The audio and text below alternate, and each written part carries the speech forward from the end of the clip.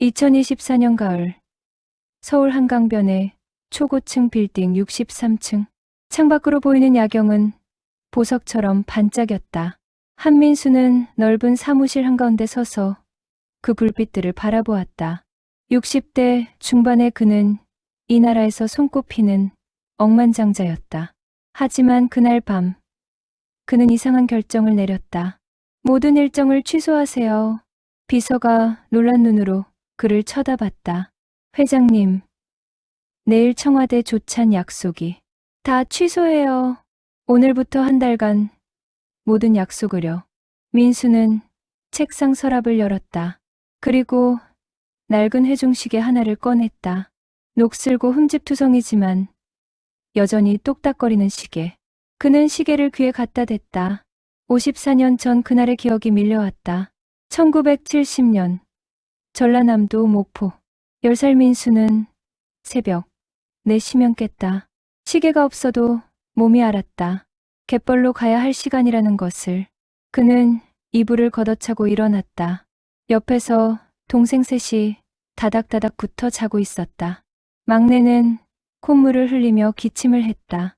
약 살 돈이 없었다. 부엌에는 어머니가 벌써 일어나 계셨다. 보리밥에 물을 부어 죽을 쓰고 계셨다. 민수는 아무 말 없이 갈퀴를 챙겼다. 민수야, 오늘도 가니? 네. 너무 깊이 들어가지 마라. 물 들어오면 위험해. 알아요. 민수는 문을 열고 나갔다. 찬바람이 뺨을 때렸다. 12월이었다. 손이 얼어붙었지만 장갑은 없었다. 민수는 맨손으로 갈퀴를 움켜쥐고 갯벌을 향해 걸었다. 물이 빠진 바다는 진흙투성이었다. 비린내와 썩은 냄새가 코를 찔렀다. 다른 아이들도 벌써 나와 있었다. 모두 허리를 굽혀 굴을 캤다. 민수도 갈퀴를 들고 진흙을 긁어냈다. 1시간, 2시간, 해가 떠오를 무렵 망태기는 반쯤 찼다. 그런데 다른 아이들이 하나둘 돌아가기 시작했다.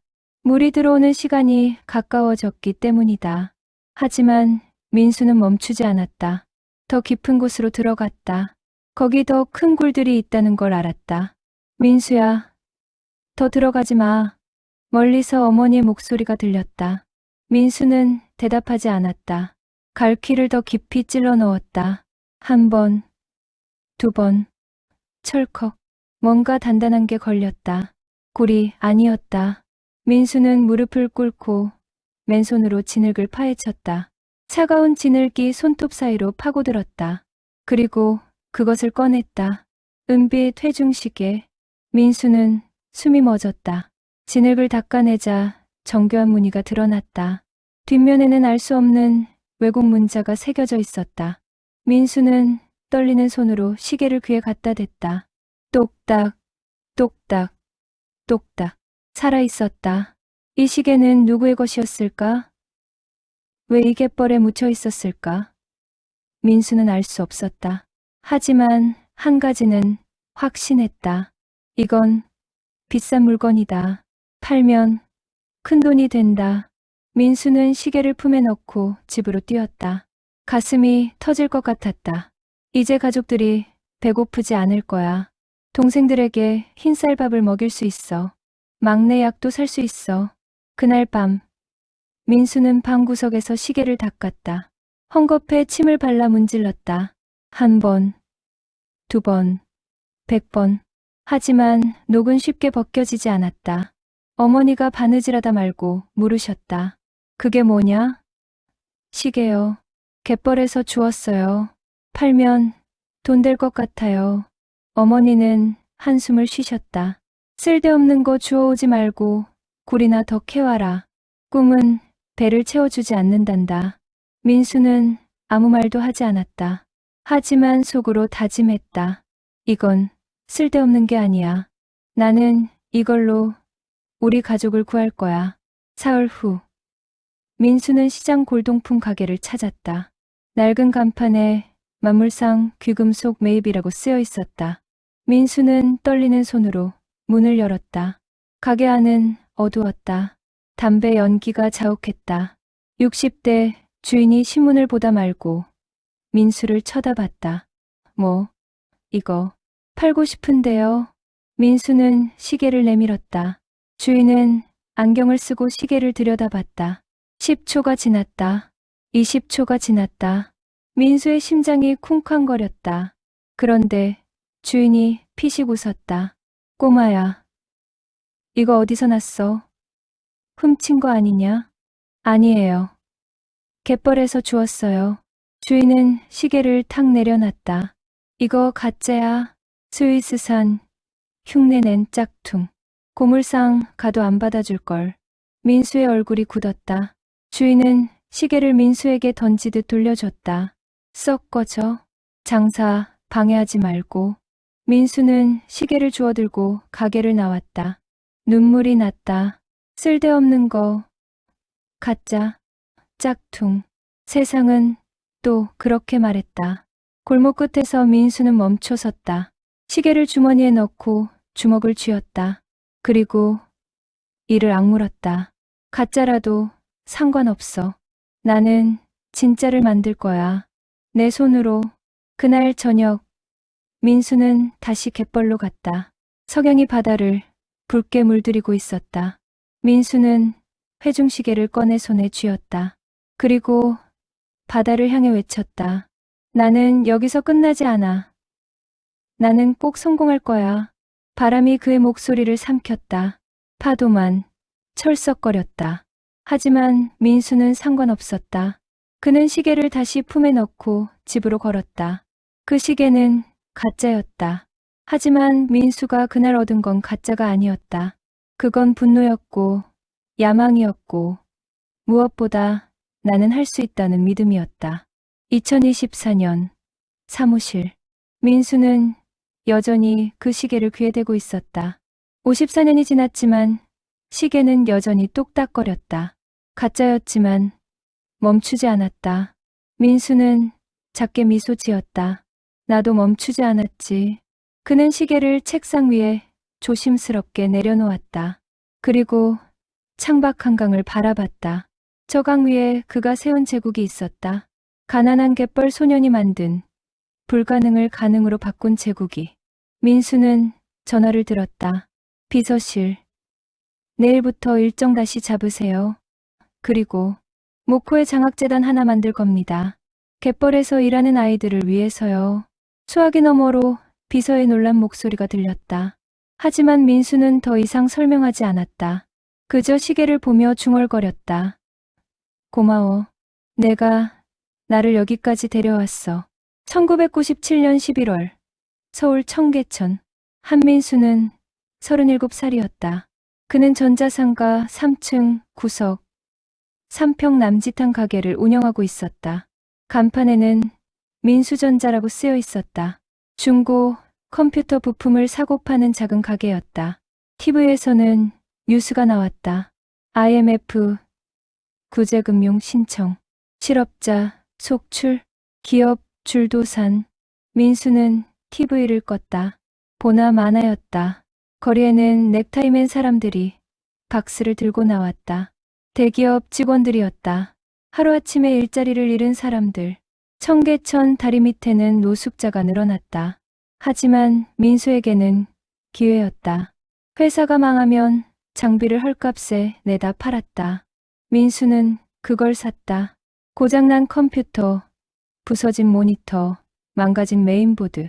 남들은 쓰레기라고 했다. 하지만 민수는 달랐다. 그는 밤새 부품을 뜯고 고쳤다. 멀쩡한 부품을 골라내 다시 조립했다. 그렇게 만든 컴퓨터를 팔았다. 새 제품의 절반 가격. 돈 없는 사람들이 찾아왔다. 민수의 가게는 조금씩 알려지기 시작했다. 그해 12월 청계천에 눈이 내렸다. 민수는 가게 문을 닫으려던 참이었다. 그때 한 남자가 들어왔다. 사장님, 잠깐 시간 좀 내주시겠습니까? 40대 중반의 남자였다. 깔끔한 양복, 비싼 시계. 민수는 직감적으로 알았다. 이 사람은 다르다. 저는 김태준이라고 합니다. 벤처 투자자입니다. 김태준은 명함을 건넸다. 민수는 명함을 받아들었다. 번쩍거리는 금박 글씨. 사장님, 요즘 장사 잘 되시죠? 그럭저럭요. 겸손하시네요. 제가 며칠 전부터 지켜봤습니다. 사장님 가게 손님이 끊이질 않더군요.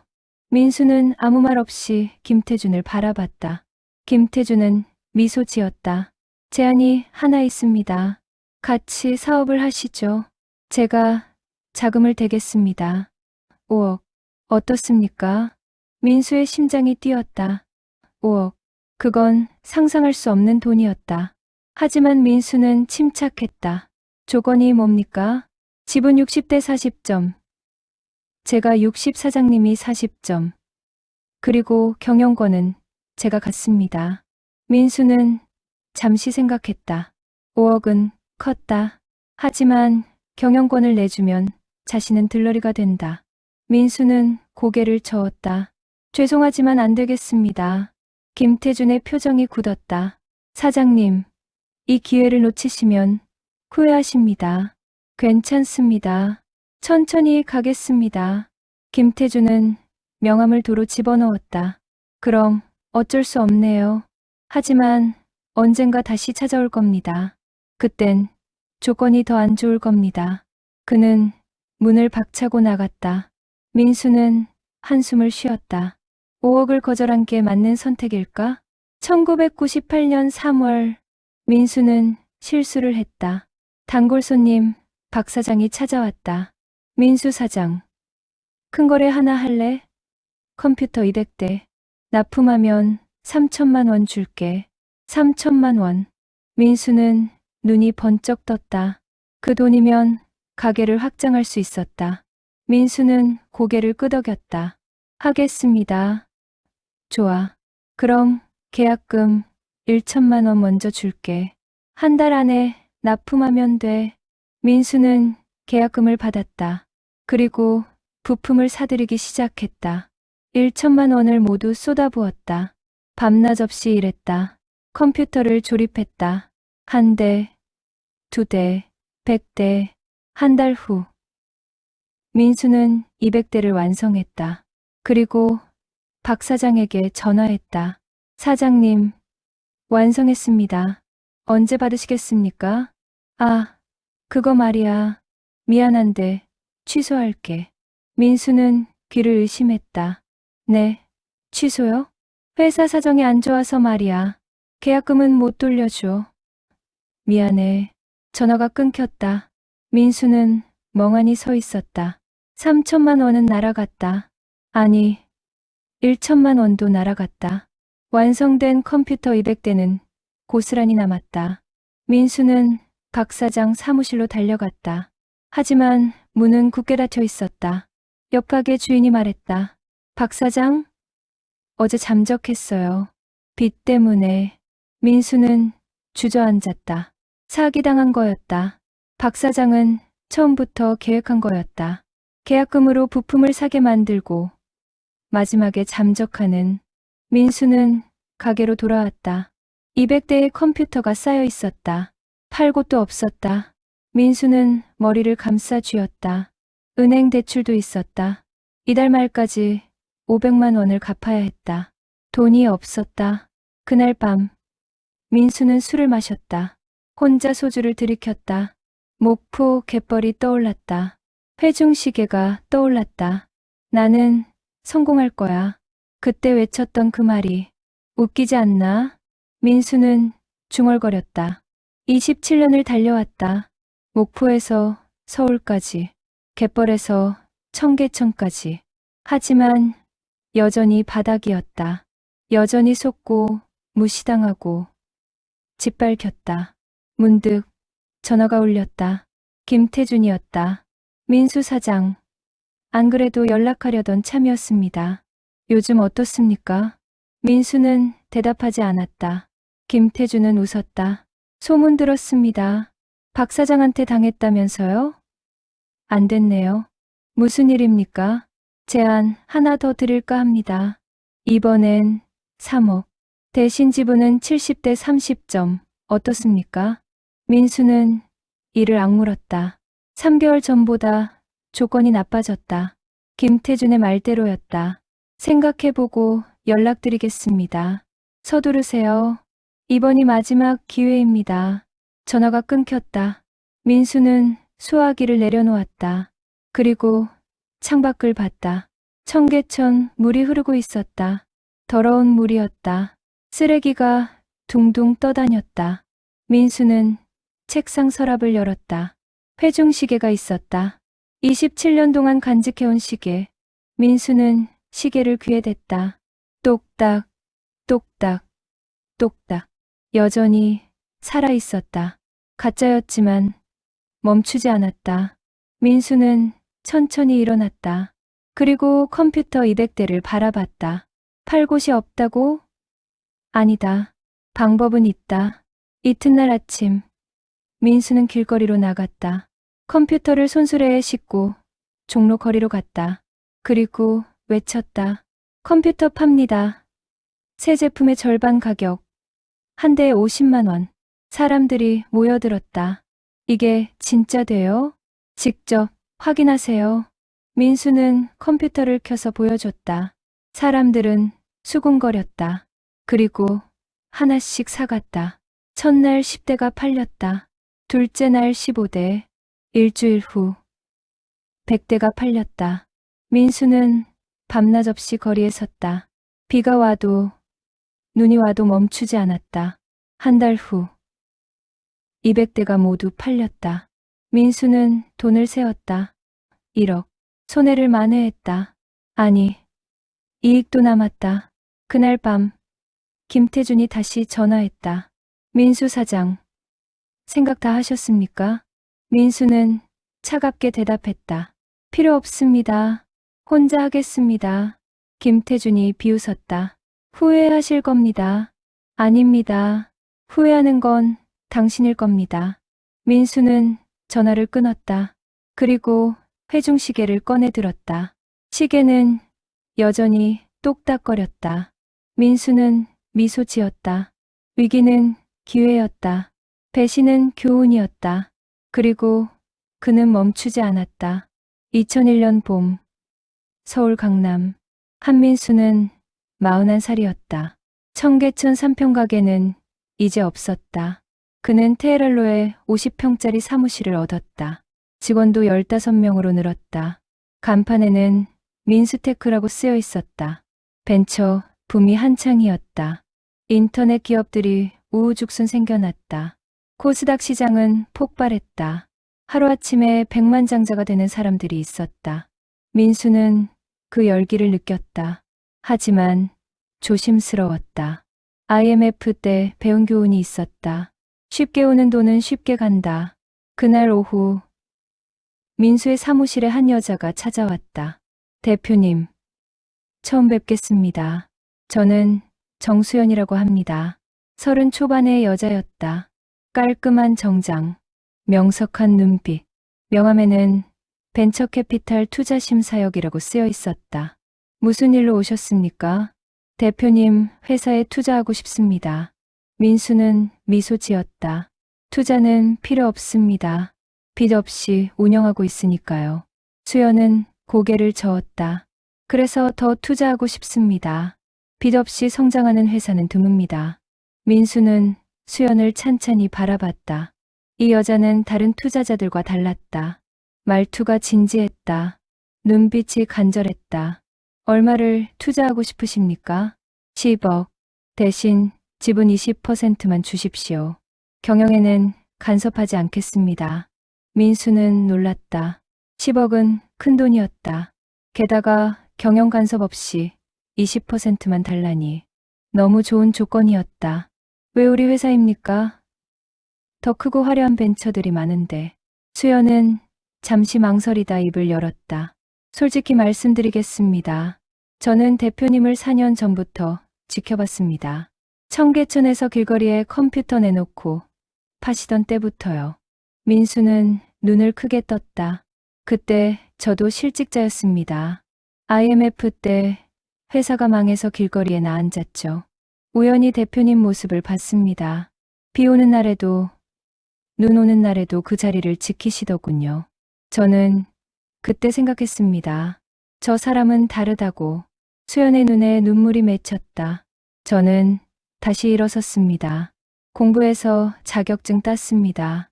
그리고 투자회사에 들어갔습니다. 첫 투자 대상을 찾으라는 지시를 받았을 때 제일 먼저 대표님이 떠올랐습니다. 민수는 입을 다물 수 없었다. 이 여자는 진심이었다. 하루만 시간을 주십시오. 내일 답을 드리겠습니다. 그날 밤 민수는 잠을 이룰 수 없었다. 10억은 큰 돈이었다. 그 돈으로 사업을 키울 수 있었다. 하지만 민수는 조심스러웠다. 김태준이 떠올랐다. 좋은 조건으로 접근했다가 뒤통수를 치는 사람들을 봤다. 민수는 수연을 조사했다. 주변에 물어봤다. 돌아온 대답은 한결같았다. 정수연? 업계에서 인정받는 사람이죠. 정직하고 신중하다고 소문났어요. 민수는 결심했다. 수연을 믿기로. 이튿날 민수는 수연에게 전화했다. 투자 받겠습니다. 하지만 조건이 하나 있습니다. 말씀하세요. 당신이 우리 회사 이사로 들어오세요. 투자만 하고 빠지지 마시고 함께 키워나갑시다. 수연은 잠시 침묵했다. 그리고 떨리는 목소리로 대답했다. 감사합니다. 실망시키지 않겠습니다. 2001년 여름, 민수와 수연은 팀이 되었다. 수연은 민수가 놓치는 부분을 채웠다. 재무, 법률, 투자. 민수는 기술과 영업에 집중했다. 둘은 궁합이 맞았다. 그해 가을, 기회가 왔다. 서울의 한 중견기업이 IT 시스템 구축 프로젝트를 발주했다. 규모는 50억. 입찰에는 대기업들도 참여했다. 하지만 민수는 도전했다. 우리가 될까요? 수연이 걱정스럽게 물었다. 민수는 고개를 끄덕였다. 안 되면 어떻습니까? 시도는 해봐야죠. 민수는 밤새 제안서를 썼다. 수연은 재무 계획을 짰다. 직원들도 밤을 새웠다. 그렇게 완성한 제안서를 제출했다. 2주 후 결과가 나왔다. 민수테크 선정. 민수는 믿을 수 없었다. 대기업들을 제치고 자신들이 선정됐다. 직원들이 환호했다. 수연은 눈물을 흘렸다. 하지만 그때 문제가 터졌다. 프로젝트가 시작된 지 한 달 후 민수는 이상한 전화를 받았다. 민수 사장. 오랜만이군요. 김태준이었다. 민수는 인상을 찌푸렸다. 무슨 일입니까? 축하합니다. 큰 프로젝트 따셨다면서요? 그런데 말입니다. 그 프로젝트 제가 가져가면 안 될까요? 민수는 귀를 의심했다. 무슨 소립니까? 제가 그 회사 회장님이랑 친합니다. 한마디만 하면 계약 취소시킬 수 있어요. 대신 제 회사가 받는 거죠. 그게 말이 됩니까? 김태준은 비웃었다. 비즈니스 세계는 원래 그런 겁니다. 약육강식. 민수 사장. 당신은 아직 너무 순진해요. 그래서 어쩌라는 겁니까? 간단합니다. 프로젝트 수익의 절반을 저한테 주세요. 그럼 가만히 있겠습니다. 민수는 이를 악물었다. 50억 프로젝트의 절반이면 25억이었다. 사실상 갈취였다. 거절하면요? 계약 취소됩니다. 그리고 민수 사장은 업계에서 매장될 겁니다. 제가 소문 좀 퍼뜨리면 아무도 당신이랑 일 안 하려고 하겠죠. 전화가 끊겼다. 민수는 주먹으로 책상을 쳤다. 손에서 피가 났다. 수연이 달려왔다. 대표님, 무슨 일입니까? 민수는 상황을 설명했다. 수연의 얼굴이 굳었다. 김태준, 그 사람 업계에서 악명 높습니다. 정말로 할 수 있어요. 그럼 어떻게 합니까? 25억을 줍니까? 수연은 고개를 저었다. 주면 안 됩니다. 한 번 주면 계속 뜯어갑니다. 민수도 알고 있었다. 하지만 방법이 없었다. 김태준은 힘이 있었다. 인맥이 있었다. 그날 밤 민수는 또 잠을 이룰 수 없었다. 회중시계를 꺼내 들었다. 30년 동안 간직해온 시계. 민수는 시계를 귀에 댔다. 똑딱, 똑딱, 똑딱. 가짜지만 멈추지 않는 시계. 민수는 생각했다. 나도 멈출 수 없다. 이튿날 아침, 민수는 결심했다. 그는 직접 프로젝트 발주사 회장을 찾아갔다. 회장님, 죄송하지만 급하게 뵙고 싶습니다. 회장은 60대 노인이었다. 민수를 맞아주었다. 무슨 일인가? 민수는 솔직하게 말했다. 김태준의 협박을, 25억 요구를, 모든 것을. 회장은 들으며 고개를 끄덕였다. 그리고 한숨을 쉬었다. 김태준, 그 친구 원래 그래요. 나도 한두 번 당한 게 아니지. 그럼. 회장은 손을 들어 민수를 멈췄다. 하지만 한민수 사장, 당신은 달라요. 직접 찾아와서 솔직하게 말하잖아요. 나는 그런 사람을 좋아합니다. 회장은 전화를 들었다. 그리고 누군가에게 말했다. 김태준한테 연락하지 마. 그리고 알아서들 해. 전화를 끊고 회장은 민수를 바라봤다. 프로젝트 그대로 진행하시오. 김태준은 내가 처리하겠소. 민수는 고개를 숙였다. 감사합니다. 고맙긴요. 당신 같은 사람이 성공해야 이 나라가 제대로 됩니다. 프로젝트는 성공적으로 끝났다. 민수테크는 50억 매출을 올렸다.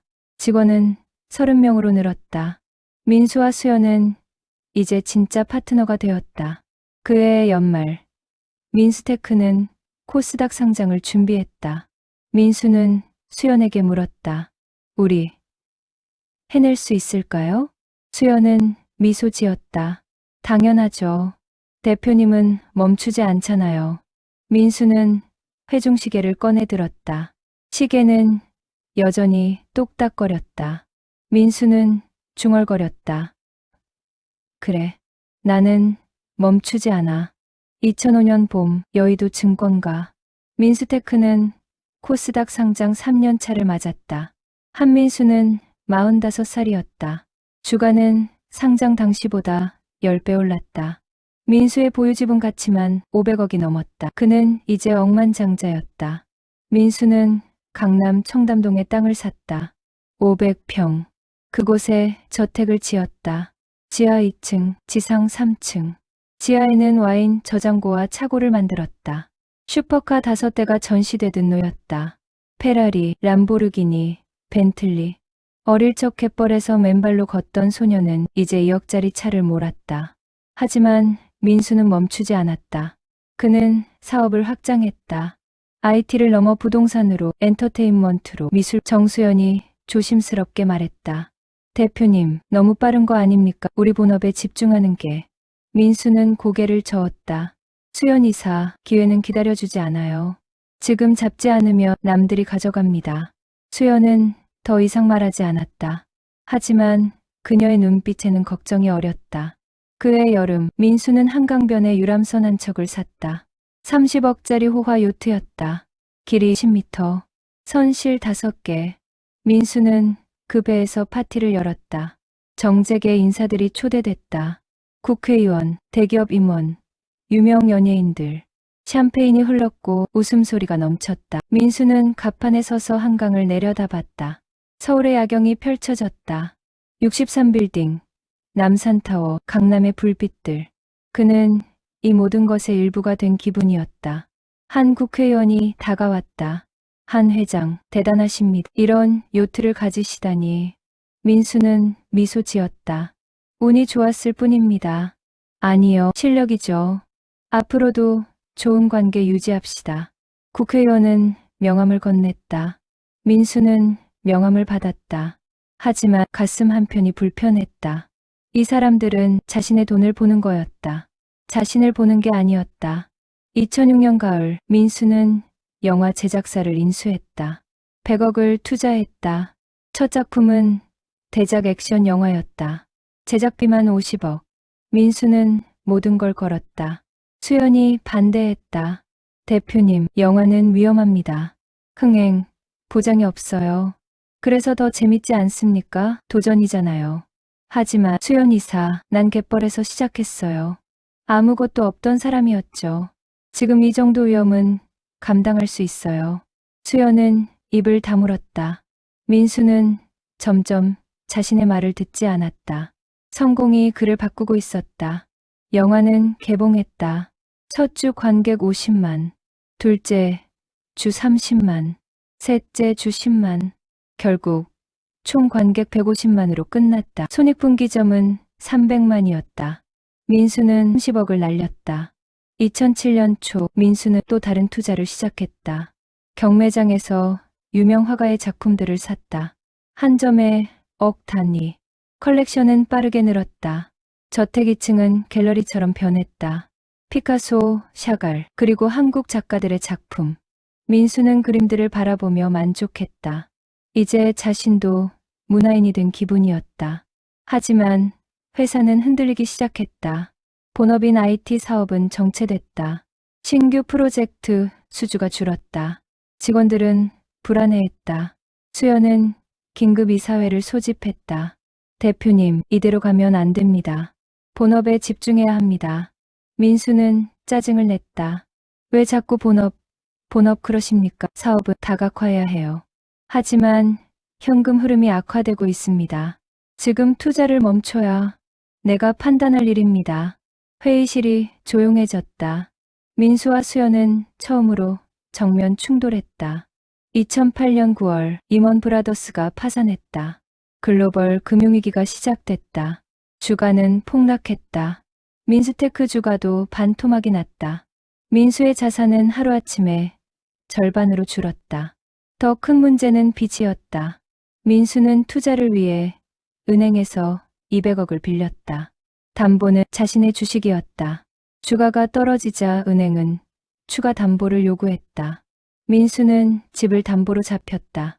차도 팔았다. 그림도 팔았다. 하지만 부족했다. 겨울이 왔다. 민수는 사무실에 혼자 앉아 있었다. 창밖으로 눈이 내렸다. 그는 회중시계를 꺼냈다. 38년 동안 간직한 시계. 똑딱거리는 소리가 유난히 크게 들렸다. 수연이 들어왔다. 대표님. 민수는 대답하지 않았다. 수연은 그의 옆에 앉았다. 힘드시죠? 내가 너무 욕심을 부렸어요. 아닙니다. 대표님은 꿈이 컸을 뿐입니다. 꿈과 욕심은 다르지 않습니까?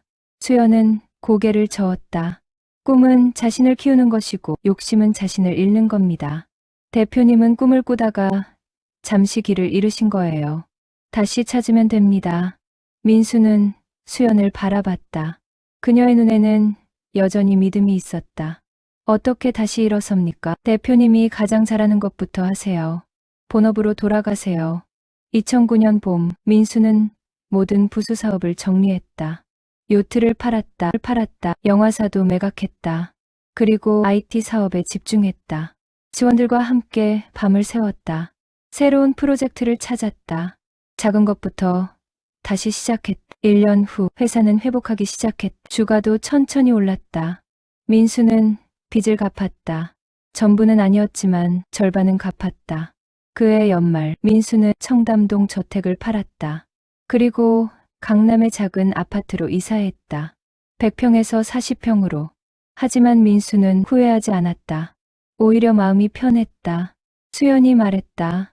대표님, 다시 시작할 수 있어요. 민수는 고개를 끄덕였다. 이번엔 천천히 가겠습니다. 확실하게. 민수는 회중시계를 꺼냈다. 시계는 여전히 똑딱거렸다. 가짜였지만 38년 동안 멈추지 않았다.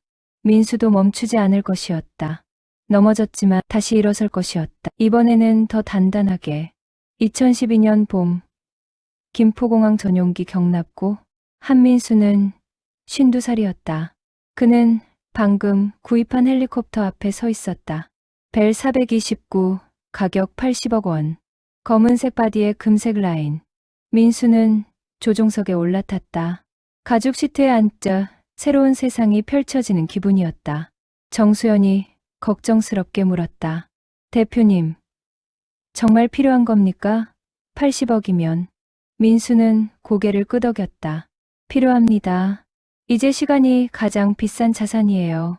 금융위기 이후 4년간 민수는 정신없이 달렸다. 본업에 집중했고 회사는 다시 성장했다. 주가는 위기 전 수준을 회복했다.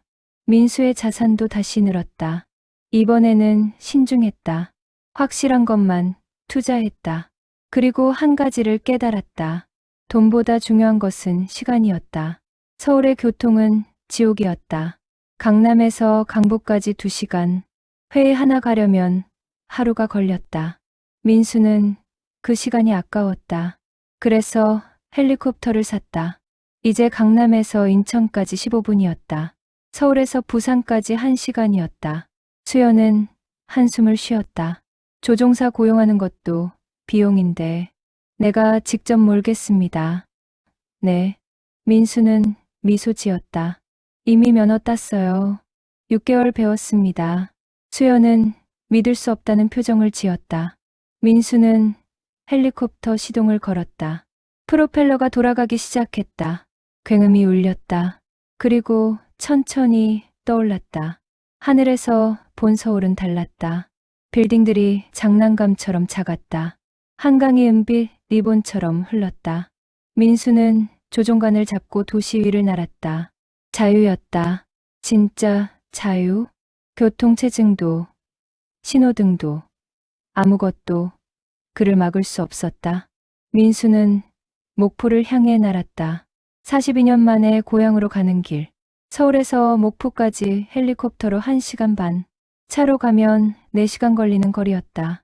목포 상공에 도착했을 때 민수의 가슴이 뛰었다. 아래로 갯벌이 보였다. 그가 어렸을 적 굴을 캤던 바로 그곳. 민수는 헬리콥터를 갯벌 근처에 착륙시켰다. 민수는 헬리콥터에서 내렸다. 구두를 벗고 맨발로 갯벌을 걸었다. 지늘기 발가락 사이로 파고들었다. 차가웠다. 42년 전 그날처럼. 민수는 무릎을 꿇고 진흙을 만졌다. 그리고 회중시계를 꺼냈다. 42년 동안 간직한 시계. 그는 시계를 귀에 댔다. 똑딱, 똑딱, 똑딱. 여전히 살아있었다. 여기서 시작했지.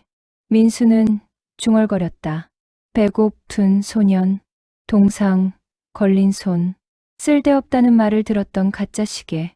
하지만 그 시계가 그를 여기까지 데려왔다. 민수는 일어났다. 그리고 바다를 향해 외쳤다. 나 한민수. 돌아왔다. 바람이 그의 목소리를 삼켰다. 하지만 민수는 상관없었다. 그는 해냈다. 갯벌, 소년이 하늘을 날았다. 2014년 여름. 민수는 한 단계 더 나아갔다. 전용 제트기를 샀다. 봄바르디에 글로벌 6000점. 가격 500억 원. 12인승. 민수는 이제 세계 어디든 갈 수 있었다. 첫 비행은 뉴욕이었다. 서울에서 뉴욕까지 직항. 일반 항공편은 경유해서 20시간 걸렸다.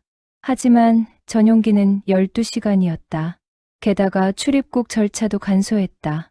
민수는 VIP 라운지에서 바로 탑승했다. 기내는 호텔 스위트룸 같았다. 침대, 소파, 회의실. 민수는 소파에 앉아 샴페인을 마셨다. 창밖으로 구름이 흘러갔다. 이것이 진짜 부자의 삶이구나. 민수는 생각했다. 하지만 동시에 공허함도 느꼈다. 이렇게 높이 올라왔는데 왜 마음은 여전히 무거울까? 500억짜리 비행기 안에서도 민수는 외로웠다. 뉴욕에 도착한 민수는 맨해튼 호텔 펜트하우스에 묵었다. 하룻밤에 2천만 원. 창밖으로 센트럴파크가 보였다. 민수는 창가에 서서 야경을 바라봤다. 그리고 서울이 그리웠다. 목포가 그리웠다. 갯벌이 그리웠다. 2015년 가을. 민수는 깨달았다. 자유는 이동의 자유만이 아니었다. 진짜 자유는 마음의 자유였다. 어느 날 밤, 민수는 헬리콥터를 타고 한강 위를 날았다. 불빛들이 반짝였다. 그는 한강변 빌딩 옥상에 착륙했다. 자신의 회사 건물이었다. 민수는 옥상에서 내려 사무실로 갔다. 사무실은 텅 비어 있었다. 밤 11시였다. 민수는 자신의 자리에 앉았다. 책상 서랍을 열었다. 회중 시계가 있었다. 그는 시계를 꺼내 들었다. 수연이 들어왔다. 대표님, 아직도 안 가셨어요? 수연, 이사도요. 수연은 민수 옆에 앉았다. 요즘 많이 피곤해 보이세요. 민수는 고개를 끄덕였다. 헬리콥터도 타고 제트기도 타는데 왜 이렇게 피곤할까요? 수연은 잠시 침묵했다가 말했다. 대표님은 시간을 벌었지만 자신을 잃었어요. 민수는 수연을 바라봤다. 무슨 뜻입니까? 예전 대표님은 땅을 밟고 걸었어요. 사람들과 부딪히며 살았죠. 하지만 지금은 하늘만 나세요. 혼자. 민수는 입을 다물었다. 수연의 말이 가슴에 박혔다. 대표님, 자유가 뭘까요? 빨리 움직이는 게 자유입니까? 아니면 천천히 가도 행복한 게 자유입니까? 민수는 대답할 수 없었다. 2016년 봄, 민수는 변화를 시작했다. 헬리콥터는 그대로 두었다. 필요할 때만 탔다. 제트기도 마찬가지였다. 대신 민수는 걷기 시작했다. 회사에서 집까지 3km. 예전에는 차로 10분이었다. 이제는 걸어서 40분이었다. 처음에는 불편했다. 시간이 아까웠다. 하지만 점차 익숙해졌다. 걸으면서 생각할 시간이 생겼다. 거리에 사람들이 보였다. 빵집 냄새도 맡았다. 계절이 바뀌는 것도 느꼈다. 어느 날, 민수는 회사 근처 공원 벤치에 앉았다. 옆에는 노인이 앉아 있었다. 날씨 좋네요. 노인이 말을 걸었다. 민수는 고개를 끄덕였다. 그러게요. 젊은이. 힘들어 보이는데 괜찮소? 민수는 미소 지었다. 괜찮습니다. 그냥 생각이 많아서요. 노인은 고개를 끄덕였다. 인생은 마라톤이요.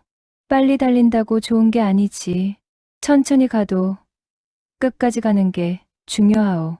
민수는 노인을 바라봤다. 평범한 노인이었다. 하지만 그 말은 무거웠다. 감사합니다. 노인은 일어나 걸어갔다. 민수는 벤치에 계속 앉아 있었다. 그리고 회중시계를 꺼냈다. 시계는 여전히 똑딱거렸다. 45년 동안 단 한 번도 서두르지 않고 자신의 속도로. 민수는 깨달았다. 자유는 빠르게 움직이는 게 아니었다. 자유는 자신의 속도로 가는 것이었다. 2018년 겨울, 서울 강남. 한민수는 58살이었다. 그는 병원 침대에 누워 있었다. 정밀검진 결과를 기다리는 중이었다. 가슴이 답답했다. 몇 달 전부터 이상했다.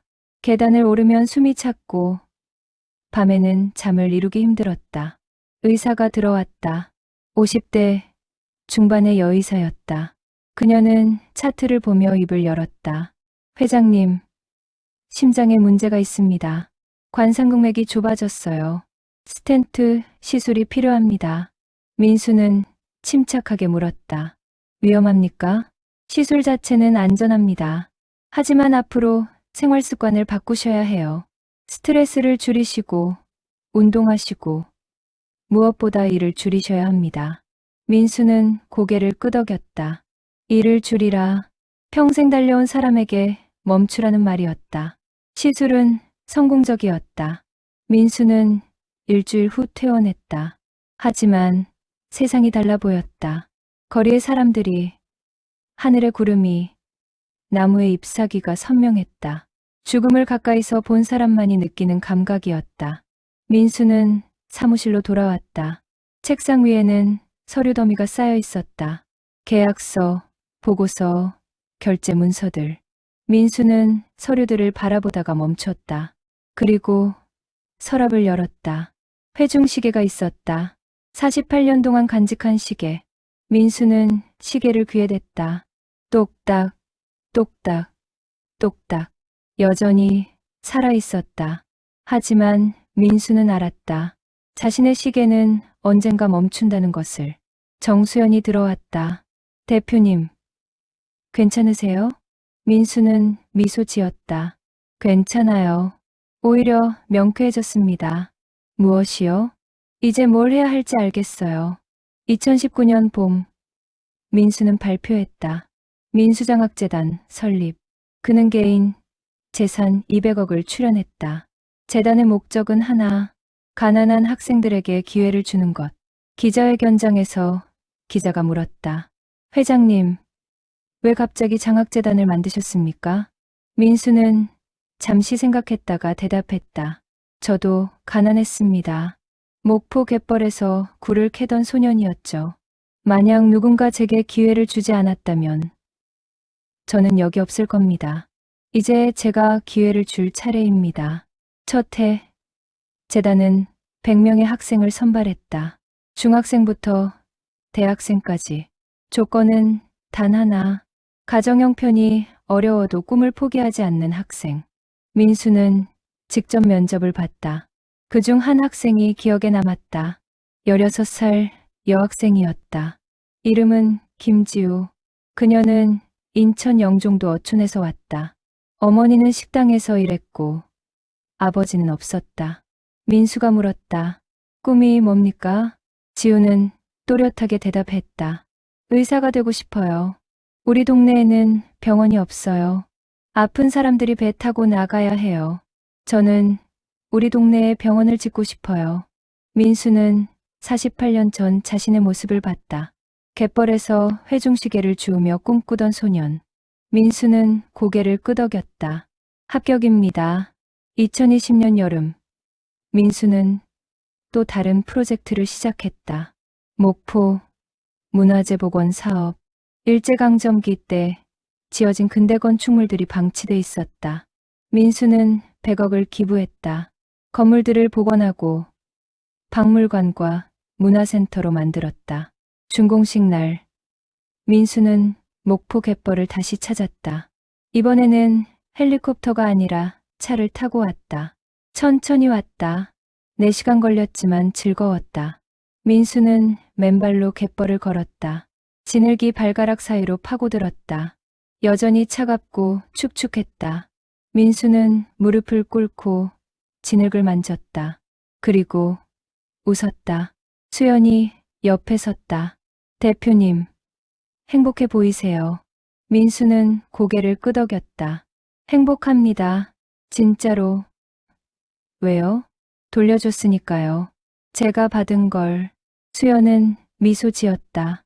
민수는 회중시계를 꺼냈다. 그리고 바다를 향해 들어 올렸다. 고마워. 내가 나를 여기까지 데려왔어. 2024년 가을. 서울 한강변. 민수는 64살이었다. 그는 사무실 창가에 서서 한강을 내려다보고 있었다. 비서가 들어왔다. 회장님, 내일 청와대 조찬 일정 확인 부탁드립니다. 민수는 고개를 돌렸다. 그리고 말했다. 취소하세요. 네? 하지만 다 취소하세요. 모든 일정. 비서가 당황했다. 민수는 미소 지었다. 걱정 마세요. 도망가는 게 아닙니다. 목포에 갈 겁니다. 민수는 책상 서랍을 열었다. 회중시계를 꺼냈다. 54년 동안 간직한 시계. 그는 시계를 주머니에 넣었다. 수연, 이사한테 전해주세요. 장학재단 2기 학생들 만나러 갑니다. 민수는 사무실을 나섰다. 엘리베이터를 타고 1층으로 내려갔다. 그리고 걸어서 회사를 나왔다. 택시를 탔다. 서울역으로 가주세요. 기사가 물었다. KTX 타시나 봐요? 네. 목포 갑니다. 고향이세요? 민수는 고개를 끄덕였다. 네. 오랜만에 가봅니다. 택시가 출발했다. 민수는 창밖을 바라봤다. 서울의 거리가 흘러갔다. 빌딩들, 사람들, 차들. 민수는 이 모든 것의 일부였고 동시에 그 너머에 있었다. 목포역에 도착했을 때는 저녁이었다. 민수는 역 광장에 섰다. 바람이 불었다. 바다 냄새가 났다. 민수는 깊이 숨을 들이마셨다. 그는 갯벌을 향해 걸었다. 해가 지고 있었다. 석양이 바다를 붉게 물들였다. 54년 전 그날처럼 민수는 갯벌에 섰다. 회중시계를 꺼냈다. 그리고 귀에 댔다. 똑딱, 똑딱, 똑딱. 가짜였지만 54년 동안 한 번도 멈추지 않았다. 민수는 바다를 향해 말했다. 나 한민수, 약속 지켰어. 성공했어. 그리고 돌려줬어. 바람이 그의 목소리를 실어갔다. 파도가 철썩거렸다. 민수는 눈을 감았다. 그리고 미소 지었다. 부는 소유가 아니었다. 부는 설계였다. 자신이 설계한 제국이 누군가의 희망이 되는 것. 그것이 진짜 부자였다. 민수는 회중시계를 주머니에 넣었다. 그리고 갯벌을 떠났다. 뒤돌아보지 않았다. 이제 다음 세대의 시간이었다. 강 위의 제국은 완성됐다. 가난한 소년이 만든 나눔의 제국이.